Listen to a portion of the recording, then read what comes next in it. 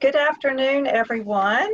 On behalf of the North Carolina Dental Societies Foundation and in conjunction with the North Carolina Caring Dental Professionals, we are delighted to offer today's webinar, Healthy Options to Decrease Burnout in Dentistry. The Dental Society Foundation is the charitable arm of the North Carolina Dental Society, which represents approximately 4,000 private and public dentists across the state. We welcome dentists and dental hygienists who are participating in today's call, which is being recorded. Just remind everybody to keep yourselves on mute. We will entertain the chat feature with questions. And here to introduce our presenters today is Dr. Amanda Stroud with App Healthcare in the northwestern corner of North Carolina, and who is the proud president of our foundation this year. Dr. Absolutely. Amanda? Thank you, Laura. I really appreciate that kind introduction. We've got a fantastic webinar that could not be more timely for all the dental professionals who are out there dealing with the stresses of everyday dental life, but also the stresses that COVID, family, schooling, all of those things bring into the mix. With that, I would love to introduce, following suit ladies first, Jane Walter. Jane is the director of the Georgia Dental Recovery Network, which is a program of the Georgia Dental Association. She holds a master's degree in counselor education from the University of North Carolina at Greensboro and is a licensed professional counselor in the state of Georgia. She's worked more than 40 years in the field of mental health and addiction, focusing on dental professionals in the past 28 years. Ms. Walter has presented lectures on dentistry, addiction, and recovery at various conferences around the country and speaks each year to the dental students at the dental school in Augusta, Georgia. So we'd like to welcome Jane Walter. And then in addition to Jane, we have Dr. Bill Clater. Dr. Clater is a member of the American Dental Association, the Academy of General Dentistry, the North Carolina Dental Society, and serves as Associate Director for the North Carolina Caring Dental Professionals, your state well-being organization that advocates and monitors NC licensed dentists and hygienists who are struggling with mental health issues. He has been awarded the coveted fellowship and mastership from the AGD and also earned his graduate certificate in chemical dependency counseling. He's an adjunct professor in operative dentistry at UNC Adams School of Dentistry. He speaks to dental students each year at both ECU and UNC on mental health issues and is a regular contributor to several national magazines and organizations on topics of stress and burnout. His column, Ask Bill, in the online magazine www.digitalenamel.com addresses issues surrounding stress and burnout. And with that, I would like to welcome both of you. Thank you so much for doing this, and I'll turn it over to you, Dr. Clater, first. Thank you, Amanda and Laura. Thank you very much. Well, I think we're in for an exciting hour, and I hope we'll be able to proceed at a good pace. I want to kind of give you a structure today of what burnout is, what burnout isn't, and how you can identify it in your practice, and more importantly, what you can do when you identify that you may be burned out. So let's go ahead and begin. I like this little slide here. Sometimes we're all alone and don't really know what to do. The World Health Organization, I want you to know, has just recently identified burnout in their new ICD, the International Classification of Diseases, that's coming out in 2022. But they didn't identify burnout as a disease, but they did identify burnout as a syndrome that's conceptualized as resulting from chronic workplace stress that has not been successfully managed. And we're going to talk about how, in some areas that you can work on how to do that. So let's start with what burnout isn't. Burnout is not, I've had a stressful day. It's not simply stress. I'm juggling too many plates or balls. It's not that. It's not really just having, I'm tired, I can't concentrate. It could be, but I think a burnout sort of like is an accumulated stress with nowhere to go. And so we see this kind of, we all have stressful days back and forth. The ADA did a study years ago that showed that in the average year of a dentist's life, which, and I think they were basing that on about 180 to 200 days of work, almost 60 days, that's like, what, I don't know, like 5 a month, a dentist considers his work environment as moderately to severely stressed. And so we're under a lot of stress, and I know there's a lot of issues that bring that on, and we'll talk more about that. So let's talk about signs of stress. Irritability, that's a huge one. Hypervigilance, oversensitive, focused on things that maybe you shouldn't be spending time on. Questioning the meaning of life. I mean, sometimes it gets to that point. You start having sleep problems. And I'll just tell you that in this burnout survey that I'll talk about later, that's one of the big things between dentists and dental hygienists that we're seeing from the sleep, the burnout survey that we're doing right now that's ongoing. And like I say, I'll speak more to that in a minute. But perfectionism, rigidity in thought, rigidity in actions, and then that a lot of times it will turn into like procrastination where you just can't move, you just can't do the next thing. We see withdrawal, isolation, poor judgment. We also see really an ineffective or inefficient office. A lot of times there's lack of accomplishment in our work or at home. We have emotional, physical, spiritual exhaustion. Then you become cynical or sarcastic, and we see this kind of manifesting itself not only at work, but at your home also.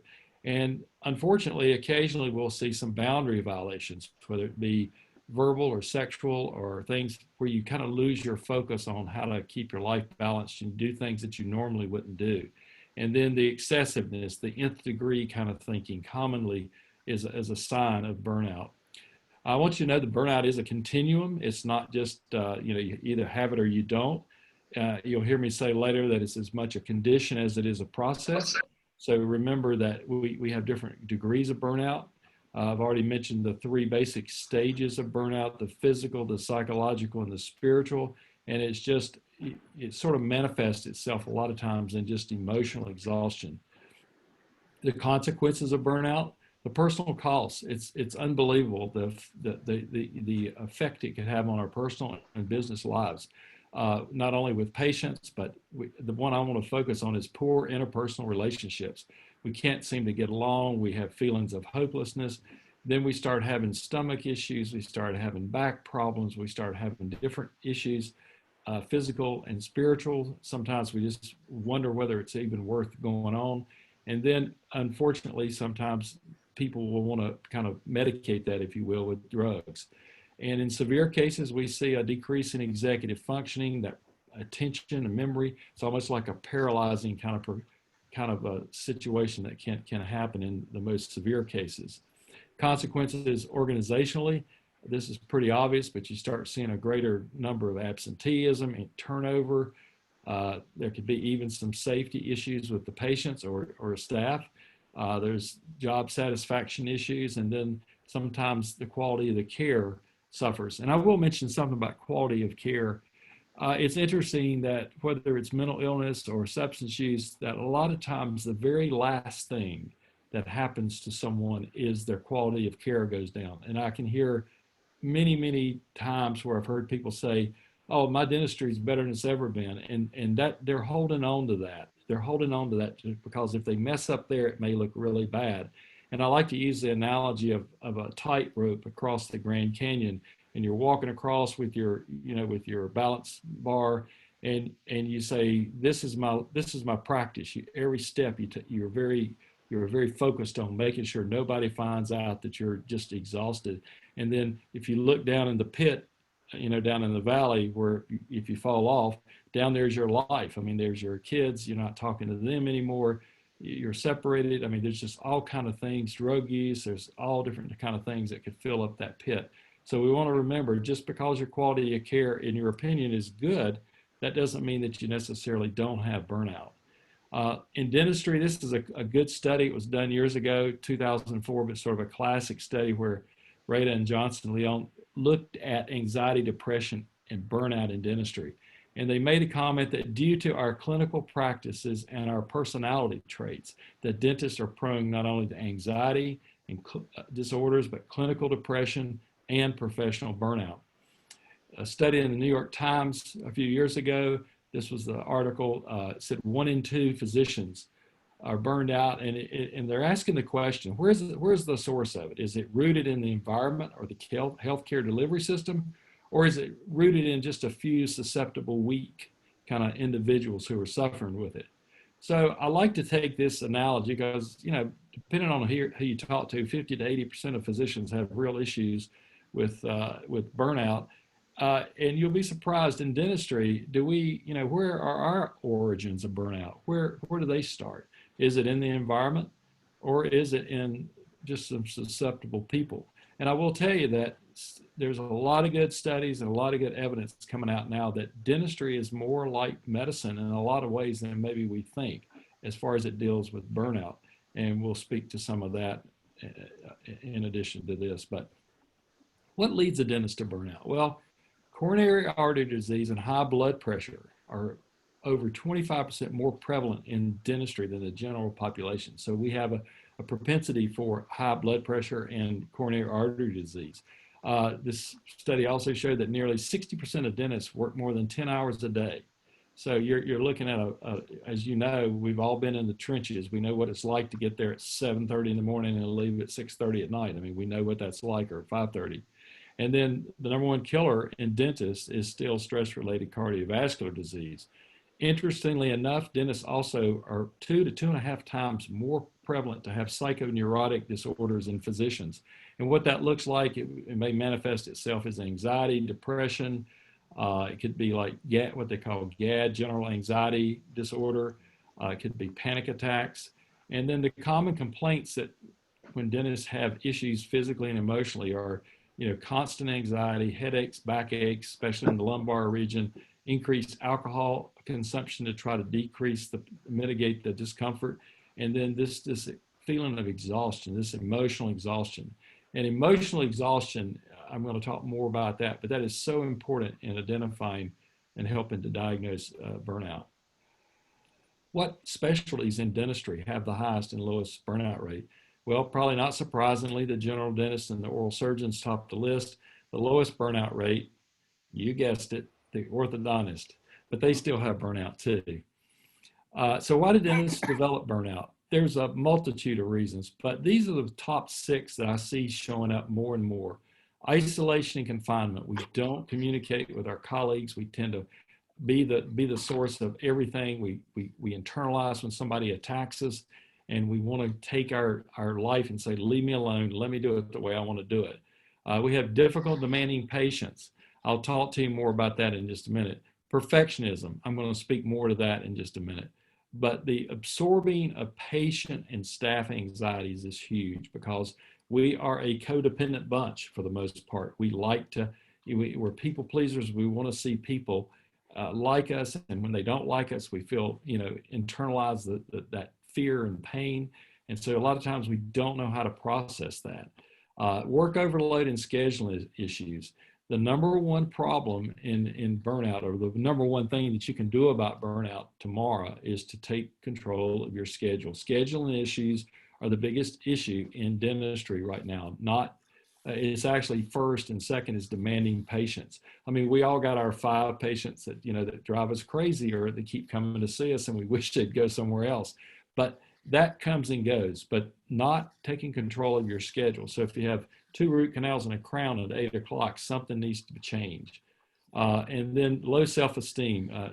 You feel like you're a fraud, or you feel like you're fake. You're not good enough to really do what you do. Perfectionism. I want to speak a minute about perfectionism because I think it's one of the areas we talk about, but we don't really get into. And I'd like to get into it here just a little bit because perfectionism is a key indicator and a key driver of burnout. I like to think of perfectionism as a spiritual issue. I like what Dr. Groper, some of you may have heard of him. He's worked with dentists with addictions, and also with Jane, actually, the one you're going to hear here soon. He calls it a denial of one's humanity. And I think we need to realize that there's different levels of perfection. So let me just lay this out briefly. There are 2 categories I like to look at perfectionism, and maybe it'll help you in your practice to kind of apply it. If you are what they call, if you have perfectionistic concerns, when your standards are that you start with, they're unreachable, unreasonable. I mean, if you start a practice and you say, I want to be, $1 million practice or $5 million practice in 1 year or 2 years, they may be unreachable goals. Your only acceptance, I call it the only syndrome, is perfection. You will only accept perfection. Well, I don't know about you, but I've never done anything perfect. Failure, when we have failure, we internalize, we get depressed, we catastrophize that, like the patient's going to take me to the board and sue me, or it'll break, and then they'll talk bad about me and get on social media. And so we take things to the nth degree a lot of times, and we don't really balance it with reason. When we get defensive, we want people to stroke like a pet, like a dog. We want people to say, well, you're a good dentist. That's really good work. We need validation. And a lot of times when we're criticized, we feel like we're not getting that. We see mistakes as being unworthy. I'm not good enough. And then we see that manifest in our practices as kind of internalizing the practice, where you won't go out and try new techniques. You won't listen to your staff saying we need to incorporate this because of that. It will help with practice growth or better patient care. You won't look at new ideas. And then that old procrastination jumps in, where you just become paralyzed and you won't take any action. On the other hand, and the way I kind of like to look at dentistry, taking the same 6 areas, the standards are reachable, they're reasonable. You've talked to people, they've helped you to balance this out so you know exactly what's attainable and what's within your grasp. Perfection, you accept imperfection, because we only seek excellence in our care. We don't seek perfection. We look at failure as part of the journey. We talk to people, we externalize, if you will, we get out and ask for help. We go to CE, we talk to the guy down the street that's good friends with the gal, about our other dental colleagues, about how did you handle this? Why do I feel so bad? Talk to other people about this. Criticism, we take criticism not as failures, but as a learning experience. It's so important how you look at life. Don't look at it as a victim, look at it as an opportunity. So you're going to learn and go to the next step. Mistakes, again, like I just said, opportunities for growth and learning. And you're open and receptive to criticism as long as a person can remain humble and teachable and not act like they know everything. Now, how do we measure burnout? The burnout, the Maslow, Christina Maslow was a researcher, and she's the sort of the guru, if you will, the standard, if you will, of testing for burnout. And that's what we're doing right now with this survey, and I'll talk more about that at the very end. But burnout has basically 3 components that we usually identify: emotional exhaustion, a depersonalization, and a reduced performance, ineffective in your work. So you see that we call them dimensions: the stress dimension, the interpersonal dimension, and then the self-evaluative dimension. And so when we look at emotional exhaustion, if you hear me say anything today, we don't give a test on this, but this is really important. Exhaustion can be a key sign in predicting whether you're headed for burnout. Now, I'm talking about someone that has been at this level where everything is kind of hunky-dory, everything's going well, you feel good, and all of a sudden, just for over a period of months, you're like, what is wrong with me? Something's not right. I just feel tired all the time. Well, if you eliminate the medical side, making sure there's nothing physically wrong, as far as chemicals and all that kind of stuff in your body, then it may be your body talking to you. And so that's why I say, listen to your body. Don't ignore it. Don't neglect it. The depersonalization manifests really interestingly in our dental practice. We talk about the concept of compassion fatigue. And I like this here where it says you get into a relationship where you feel like you have nothing else to give to it. And the relationship with your patient, maybe it's the denture adjustment that you've done 100 times, or the patient that keeps talking about her crown is off a micron or something like that. You have to realize that when you're hit with this kind of stress and it's cumulative and chronic, you get to the point to where you become cynical, you become sarcastic, you kind of detach. You have sort of a whatever attitude. You actually, in a way, don't really care about your patients. You would never admit that, but you're saying, I'm just going to let things happen and see what happens. That's the depersonalization part of burnout. And then the reduced work performance. And sometimes you even say, why am I a dentist? I don't like this. Why don't I like this? I used to like it. And then the productivity is usually, like I say, the last thing to go down. So the opposite of burnout is engagement. And let's look at the components again, the three I just talked about: emotional exhaustion, depersonalization, and reduced personal accomplishment. And so our goal is to look at what engagement is and what we want to stay in and what we want to live in is, the energy. So we want to go from emotional exhaustion to energy, having that excitement about what you do.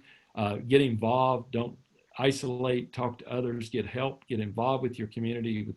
Listen to others. And then the last one is to become more efficient, efficacy. And so we're going to talk more about that and what that looks like in the dental office here.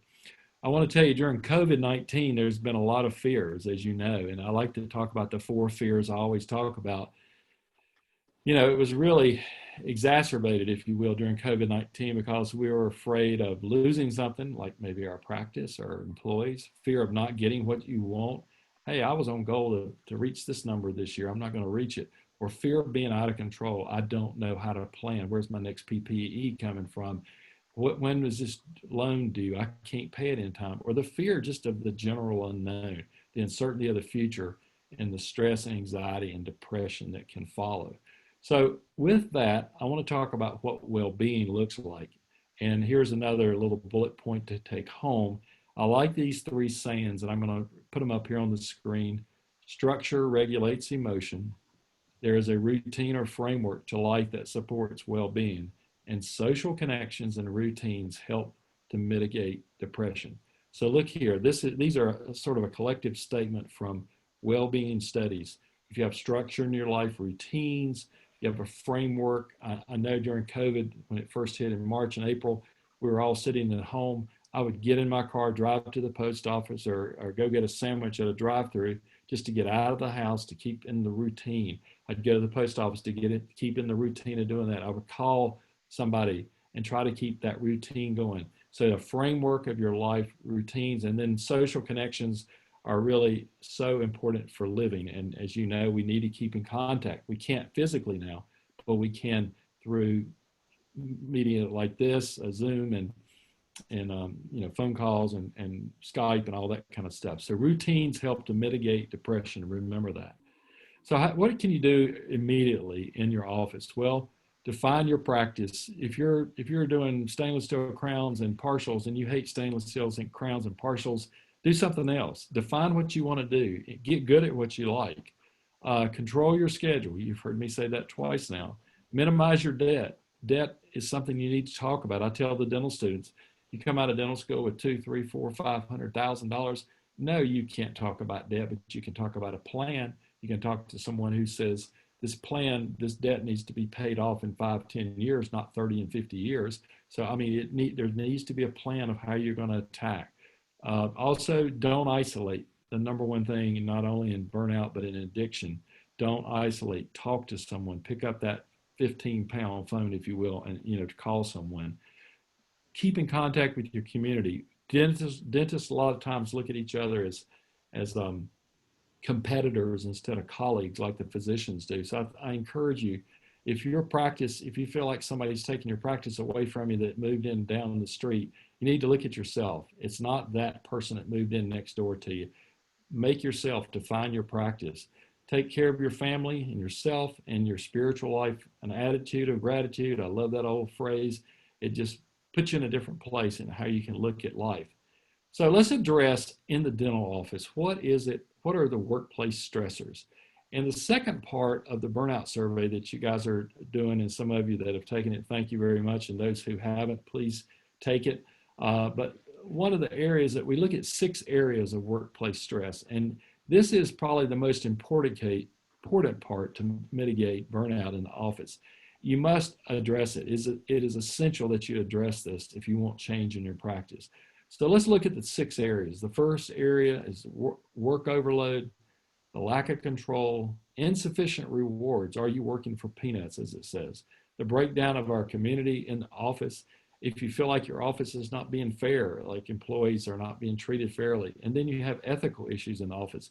These are the 6 areas that are under the area of work-life balance that we test for in this survey that we're doing currently.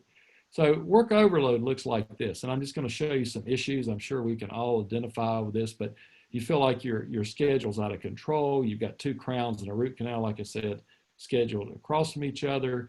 You've got staff unhappy. They're not producing. You won't let them produce because you want to make sure that you have control, because everything else is going out of control. You won't delegate or let your staff do what they're fully capable of doing it, and you take the attitude of I'll just do it myself. And then you look at dentistry as a tooth instead of quadrant, or more comprehensive. You start having back problems, stomach problems, headaches, end up at internist saying something's wrong, I must have a migraine. And then it's all in this whole thing of control, where I must be perfect in what I do. The second area, lack of control, the issues are really enormous. I mean, you can't control patients, you can't control their appointments, you can't control how they pay. I mean, you think you can, you have a plan, but patients are going to do what they're going to do, as we know. You get into a chair and a patient wants to do more than you have time for, or they want to do less than what you had scheduled. It messes up your schedule. Insurance companies are non-communicative. You're trying to get payment from them. Negative social reviews right now are huge. Inter-office staff conflicts, difficult procedures. Am I really being paid enough to do this? And then all the administrative stuff, from radiation to OSHA to HIPAA to on and on and on. Insufficient rewards. What does that look like in the office? Well, it's pretty obvious. Sometimes you have difficult patients, or patients who are all wanting you to be perfect, if you will, and you just can't produce. You can't give them what they want. So it's you get to the point where you're saying, why am I doing this? I'm not being paid enough to be here, that kind of stuff. Then you sort of internalize that, and you say, my patients don't appreciate me. I don't like what I'm doing. Then you start having staff complaints because they see it, and then these financial demands start to mount up. Breakdown of the community. This is a huge one in the office, where there's lack of communication between doctor, staff, and patient. Decreased staff confidence in the dentist is another one, where staff are talking behind the back, about he's doing this, or he's acting different, and I don't want to work here anymore. Then you start seeing tardiness and absenteeism, and then you're like, what's going on? And the office is just falling apart. There's no communication about, as I say, systems or review of systems, whether it be the hygiene department or the how you treat perio or how you do a crown. That kind of stuff is not talked about because of conflict. There, we have this avoidant kind of personality. And then the absence of fairness in the office. There's favoritism, perceived favoritism a lot of times. And then you have this conflict where you have 2 against 1, or 3 against 1, or 5 against 1, or 2 against 4, as far as the employees go. And so there's a lot of conflict, and close your eyes and kind of meditate about it. It's not going to go away. So this has to be addressed. And then conflicting values. What if the doctor is asking you to do something that is unethical for a hygienist to do, or an assistant to do? Or, not that the doctor would, but what if the doctor is doing something that maybe he knows he's not really proficient at? So you have this cognitive dissonance, and we're going to talk about that in just a second. But you have sometimes staff saying that, he's asking me to do stuff that I know I can't do legally, and how you deal with that. And then embezzling money, lying to patients about treatment options, and over-prescribing, under-prescribing. It's all over the map. So we have these kind of values and conflicting issues going on in the dental office. So when your belief and your actions don't line up, as I mentioned earlier, you have this cognitive dissonance. And cognitive dissonance, really, this definition from Webster says psychological conflict resulting from incongruous beliefs and attitudes held simultaneously. I like the phrase, doing something you don't believe in that creates an interpersonal problem, an ethical problem, and it causes a conflict, which potentially can increase and lead to burnout. And so we see this spectrum, if you will, of ethical conflict, internal stress, burnout. And like I say, that this is a huge one that builds up and builds up and builds up. So that needs to be addressed as far as if there's some ethical issues in an office, maybe it's time for a change or a change in the office. Just to put it in perspective here at the end, stress is overengagement, burnout is disengagement. Stress is overactive emotions, burnout's blunted emotions. You just don't care. Stress is urgent, hyperactive. Burnout is a sense of hopelessness, helplessness, and just not knowing where to turn to. Stress is a loss of energy. Burnout's a loss of ideals and motivation. Anxiety disorders are associated with stress. Burnout has that detachment, that compassion fatigue, separation. And then the primary physical change in someone is stress. The primary emotional change we see more in burnout. So your body is the emotional side more than the physical side. Physical side can be an early sign of the stress turning into burnout if it accumulates without release valves, if you will, to kind of take some of the pressure off. But you see more physical change in stress and emotional change in burnout. And then acute physical disease, and then this thought of, what am I doing here? Is life really worth living? Do I enjoy what I do? It may not be suicidal, but it may be suicidal ideation where you're thinking about suicide. Stress a lot of times is not only treatable, but it's easily identified. And burnout can be treated too, but it's difficult to manage. An individual recognizes stress. A lot of times people that are burned out think it's something else and they don't realize what it is. So the conclusions, this was a big study that was done. I have up there 8-tier study, but it's supposed to be 8-year study. That's the perfectionism in me. Says that this 8-year study done at the Mayo Clinic and University of Washington says that in physicians, that's where most of the studies have been done, there's a high prevalence in the medical field with certain specialties represented like anesthesiology, psychiatry, high prevalence of substance abuse, depression, suicide, ideation, thinking about suicide, medical errors, dissatisfaction with personal and professional lives. Burnout, good news is it's recognizable. If you ask for help, it's reversible and it's treatable.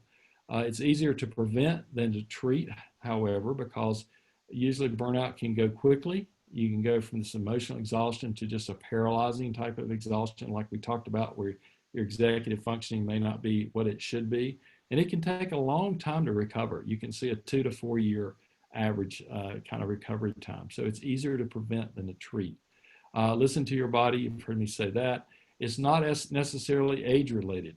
A lot of the burnout people that I work with are in their 30s. It's not an old man's disease or an old woman's disease. It's not really a respecter of age. It can happen at any time. And it's a process as much as it is a condition. So I'm going to end right here the last couple minutes. This is the survey that some of you alluded to earlier, that the North Carolina Caring Dental Professionals, along with the North Carolina Dental Society and the Foundation, are sponsoring to get the information about where we are right now during COVID. Now, there was talk around whether or not we needed to do this during the time of COVID. Why not wait until things are normal, quote unquote? But we felt like that this was the time to really get a pulse, if you will, kind of stick the thermometer in the fire to see exactly where we are. And so we've started this survey on September the 22nd, and we're going to end the survey November 30th, as some of you know that have taken it. But we look at the 4 areas, the Maslach burnout inventory, the areas of work-life balance. There's a new survey here that came out just during the pandemic called the Pandemic Experience Perception Survey that you took. And then we had some North Carolina questions. And as you remember, the Maslach burnout inventory that you're taking says, do you have burnout? It just identifies whether you have, and it's not diagnostic for burnout. It should be clear. It's indicators that you may have it. You have to be diagnosed to have a real diagnosis of burnout. You're not going to get it necessarily just from a MBI. And then the areas of work-life balance that we just spent some time on tell you where in the workplace is the problem, those 6 areas we talked about. The pandemic says, to what degree has COVID affected you personally and professionally? And then lastly, how do you compare with other North Carolina dental healthcare professionals? So I encourage you to take the survey. You can, I think today there was actually a survey. You're going to see surveys being sent out about every Tuesday or Wednesday for the next several weeks. So to date, we're up around 1,200 respondents so far. We have 12,000 almost people in North Carolina practicing hygiene or dentistry. So we'd like to see more people. We'd like to get that number up, and would like your input, because we really want to look and see if we can possibly go to the ADA with this results, and help other states, help our community nationwide. So I highly recommend, if you're on this webinar today, to please take it. And also, like I say, you'll be getting emails with links to take it, the hygienist and the dentist. And it's just I think it's a win-win, and hopefully we'll get some good data. And our plan is to continue this down over several years to see how things change. So I thank you. And I'm through, and I think we're now ready for Jane and Amanda. So thank you.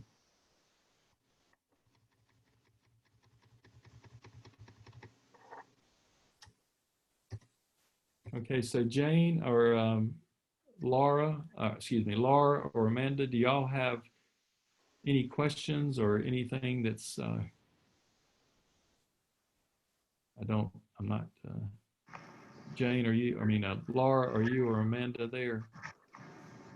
Yes, Yes. we sure are. Okay. And I didn't know if you had any questions to come in, or anybody has a question, they can use the chat box to type in their question. And I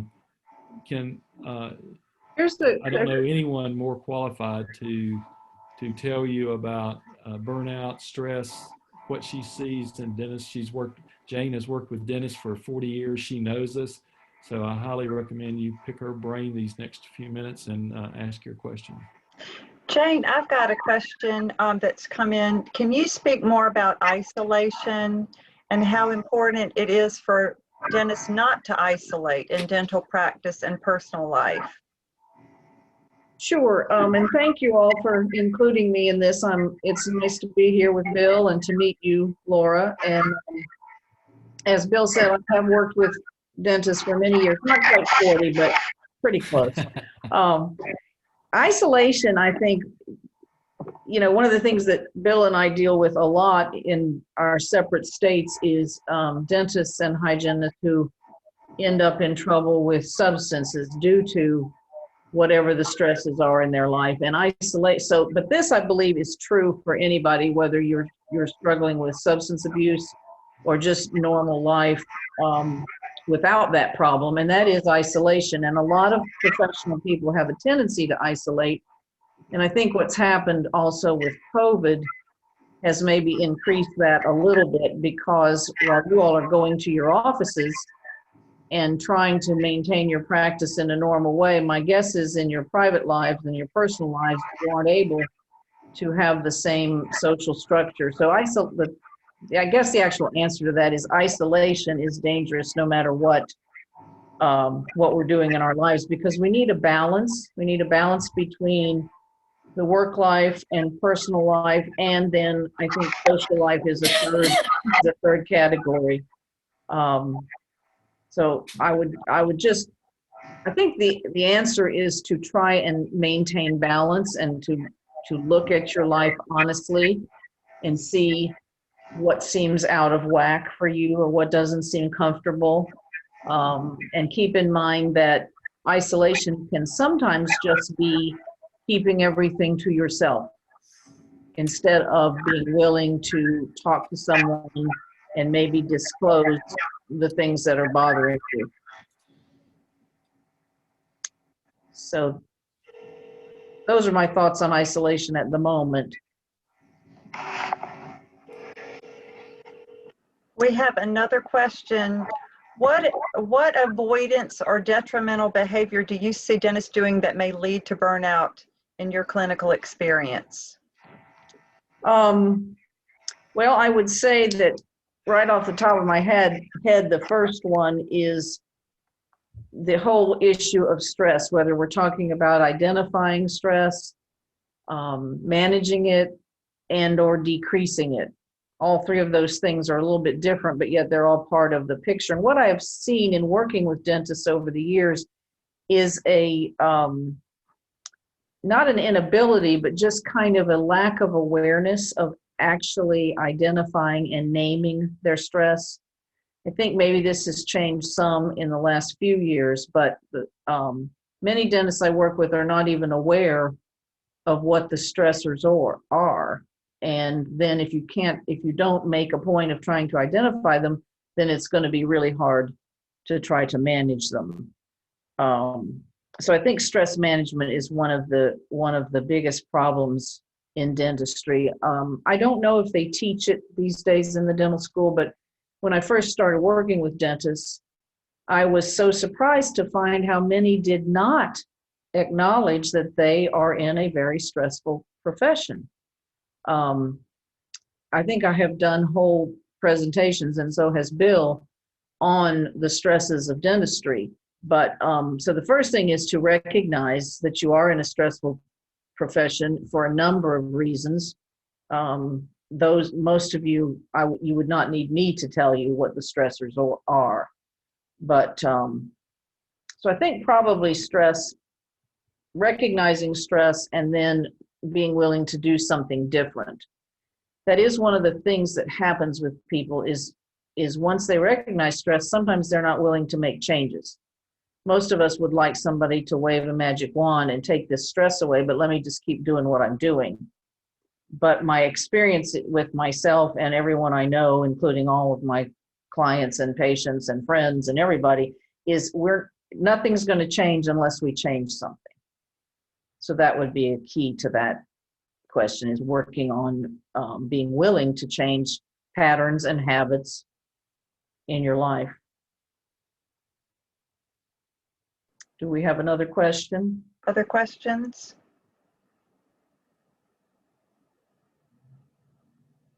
One other question that's come in is, and you touched on this just a second ago, what is the one thing that you wished you could tell every dentist that can help them with burnout prevention? Well, Bill did a whole number on this one, and it's probably at the top of my list in working with people. And this is whether they are trying to be in recovery from addiction or whether I also have let me just take a side road here for a second. I also have a private practice. Besides running the program for dentists in Georgia, I have a private practice, and you somehow attract people that need to see you in a therapy practice. And so I have a number of health professionals who are not addicts or alcoholics and are not in recovery that I see and see Bill put it up. It's this perfectionism. Did you just do that, Bill? You just stuck up that slide. I would say that perfectionism is the number one problem for people who end up with burnout. As Bill said, the perfectionism is a denial of humanity.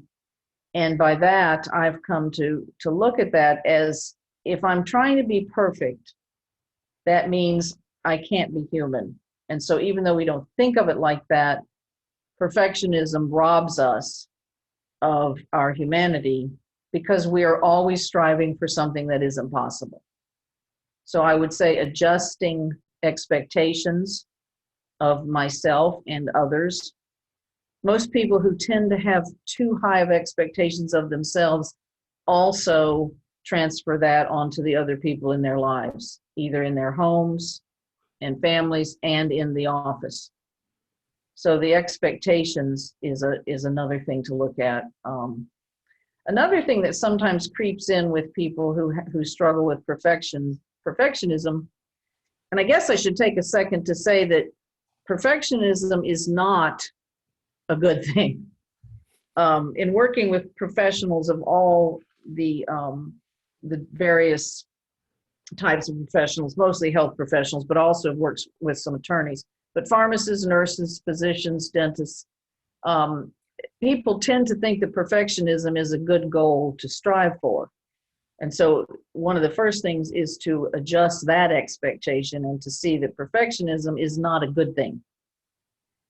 Clearly in dentistry, people, I don't want to go to a dentist who isn't trying to do the best restoration or best procedure that he can. But one of the things that happens with a lot of professionals, and I believe especially dentists, is they take that perfectionism from the office home and into the rest of their lives. And if any of you have paid any attention, it's not very much fun to be in a relationship with a perfectionist. And ultimately, it's not very much fun for them either. So I think that's the one thing I wish that everybody would try to take a look at in themselves and their lives, and again, try to work on change. I will say it just as a plug for my own profession, that often changing some of these things, that whole process is helped along if you're willing to get some help, if you're willing to seek out someone else to help you with trying to change these things. Because so many of these things have been with us all our lives. Perfectionism doesn't just start all of a sudden in dental school. Jane, we have in the chat feature questions about meditation, yoga, other stress reducers. What do you recommend to your clients, and could you comment on these? Well, yes, I think anything that you can do, again, we're looking for balance. So any of those, yoga, meditation, anything that helps you reduce stress. And different people find that they are drawn to, different types of things to do. I will tell you that in reducing stress, there's 4 or 5 things that if everyone would do, I think their life would be in balance and they would have a better chance of not succumbing to burnout. Because as Bill said, burnout is kind of an end result of, you don't just start one day feeling unhappy and the next day you're burned out.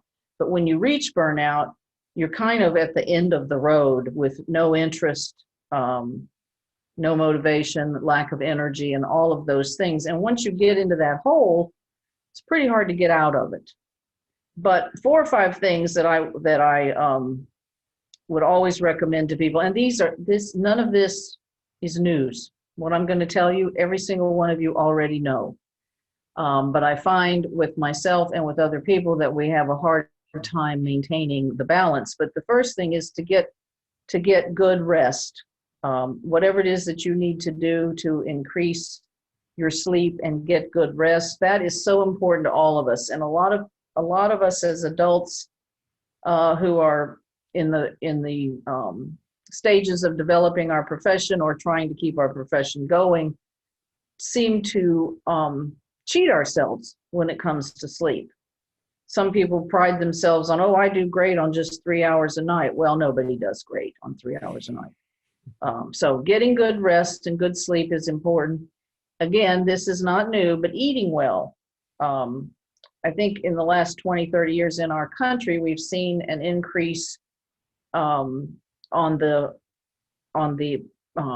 whole idea of nutrition and eating more healthy and all of that. But eating as healthy as you can is really a good thing for maintaining balance. Regular exercise of some type. Again, all of you know this, but something that gets your heart rate up. I think yoga and meditation, yoga, of course, is good for every part of our body, every part of our soul, our whole being. Yoga addresses it all. I wish that I could get more interested in it, but so yoga and meditation are especially good for helping calm ourselves. Another thing that's very helpful in maintaining some balance in our lives is having some kind of spiritual program.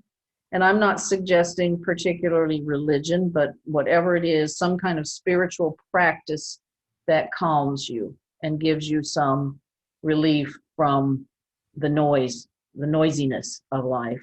Mm.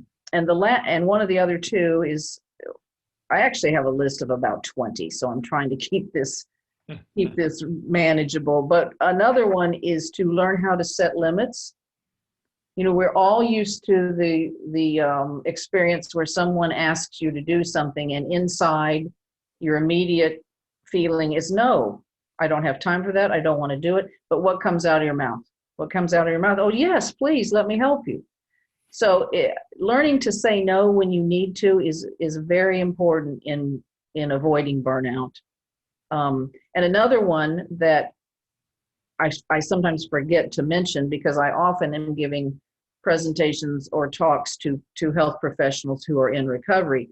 But certainly with all that's gone on with for all of us with COVID and the campaigns and the election, and life has become very stressful. I would say, please pay attention to your alcohol use.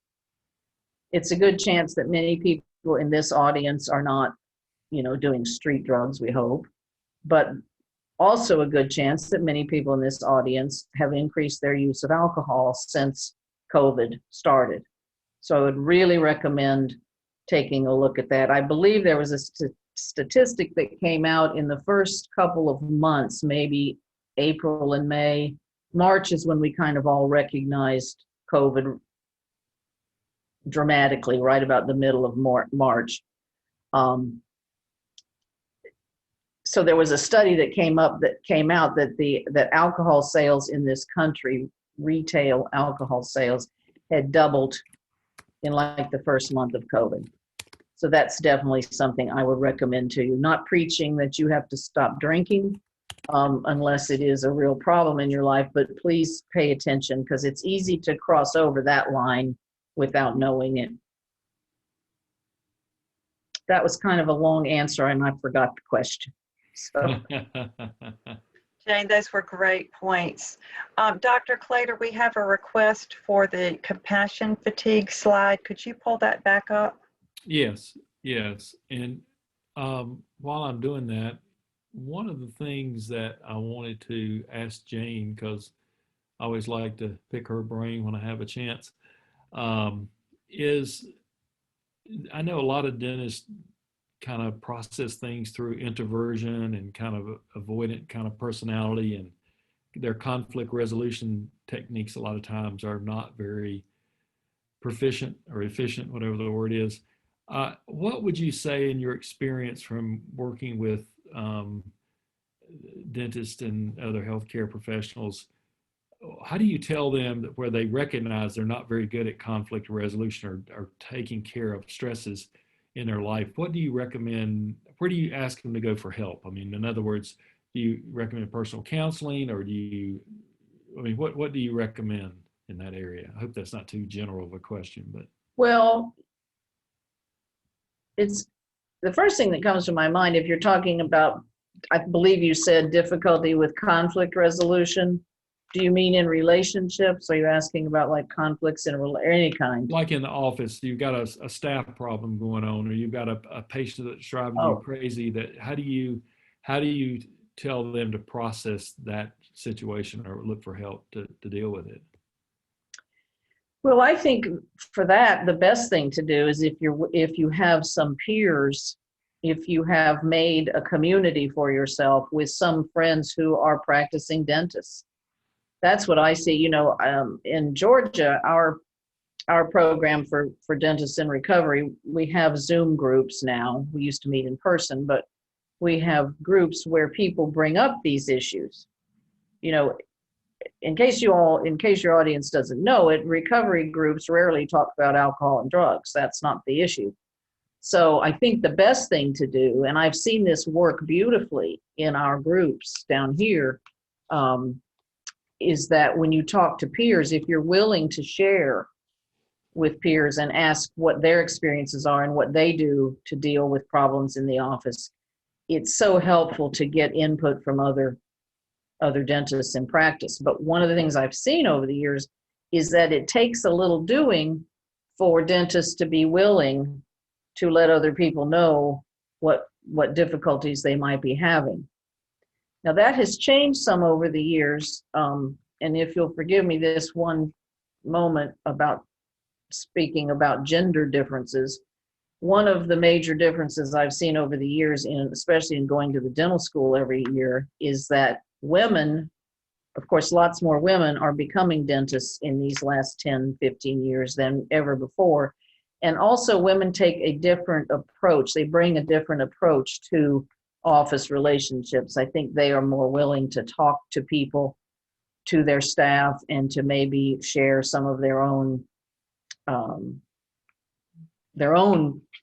issues and as a way of kind of breaking the ice and then having office meetings. But that was kind of a disjointed answer. The first thing I would say is if you're willing to talk to peers, because who would be better to help you deal with a problem in the office than other dentists who may have the very same problem.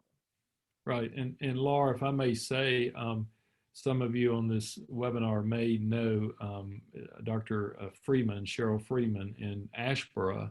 Cheryl and I are going to start a group through Zoom because of the lockdown, not lockdown, but because of COVID, we can't get out. We're going to start a group called Voices from Dentistry. And we're going to actually open it up to all the dentists in the state and have a time where we can meet in a format very similar to this and discuss issues, not clinical, not, just more about how your emotional health. I mean, it's not a therapy session, it's just dentist helping dentist. And I think as long as, like Jane said, that collegial community is so important that we seem to be lacking. I mean, not all of us, but in certain areas, it's really, really pronounced. And so we want to kind of find answers, just like you said, Jane, from other dentists who are experiencing the same thing. Let me just say something quickly. Let me say something quickly about this compassion fatigue, because this is, I think, is a real important. Somebody in the audience asked to see this slide again, and compassion fatigue generally comes from when we're not dealing with the stress well and we're feeling overwhelmed. We're getting close to that place of burnout, but compassion fatigue is best dealt with by dealing with myself. If I'm not taking care of myself in all those areas I mentioned, then I'm much more likely to start having compassion fatigue, which, if you're not familiar with that term, it means you start to not care as much about the people that you're trying to help. And sometimes that, of course, depending on your field and what you're doing, can have deleterious effects. So, but I do think the response to it and the best way to deal with it is to look at myself and what am I doing to take care of myself, whether it's sleep, all those things I mentioned. The other thing, let me just say this, I forgot to say that I've learned with dentists. The working too many hours is a big one that Bill talked about, and also an unwillingness to take enough vacations. Let me just say, this is one of my favorite things to say to dentists. Going to a CE course at a resort in the summer is not a vacation. CE courses at beach hotels are work. It's not a vacation. So I think taking vacations and taking time off is extremely important. And from what I've seen, dentists don't do enough of it. So I can be quiet now. We've got just a few moments. Bill, since we have hygienists on the call, I wonder if there's a corresponding support group being formed for hygienists. That's one question. If you all have other materials on perfectionism that you would recommend, yes, that's yet another tool that I would love to send participants and beyond. And I put in the chat feature the survey links. I would encourage everybody to please complete those surveys to assist Dr. Clater. Amanda, do you want to close us out here? Is Amanda still on the call?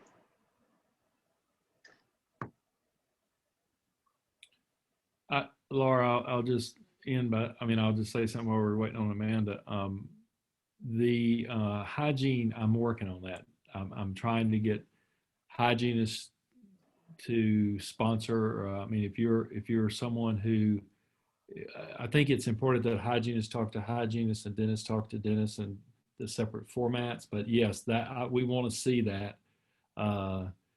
We want to see that, and I think it's extremely important to have that, that avenue for them to be able to talk just like the dentist. So, yeah, we're working on it. So. These are all very important topics. I want to thank everybody for your participation today. We greatly value you and all that you mean to our community. I'd like to thank our fabulous presenters, Jane Walter and Dr. Bill Clater, for all your wonderful work. I hope that our foundation continue to be a resource for our members and the dental community.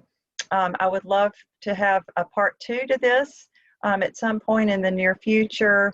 So please keep the conversation coming. I have put my name in the chat feature. You're welcome to reach out to me that way.